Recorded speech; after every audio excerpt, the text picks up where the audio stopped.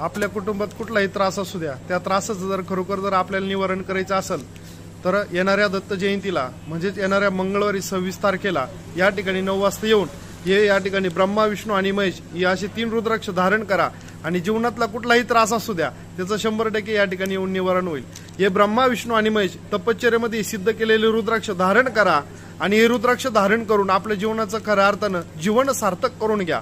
आपल्या जीवनाचं तर होईलच उद्धार, पण आपल्या आत्म्याचा सुद्धा उद्धार झाल्याशिवाय राहणार नाही, हे लक्षात घ्या। त्यासाठी आपण या ठिकाणी येऊन दत्त जयंतीच्या दिवशी येऊन या ठिकाणी हे ब्रह्मा, विष्णू आणि महेश असे 3 रुद्राक्ष धारण करा। निर्गुण पादुकावरती शरण जाऊन या ठिकाणी महाराजांची निर्गुण पादुका आहे, त्या निर्गुण पादुकावरती शरण गेल्यानंतर मागच्या जन्मात आणि या जन्मात जे काही छोटं मोठं पाप झालेले त्याची क्षमा याचना करून महाराजांना शरण जाऊन, दत्तगुरूंना शरण जाऊन, जगाच्या मालकाला शरण जाऊन हे रुद्राक्ष धारण करा। 100% सगळे त्रास नाही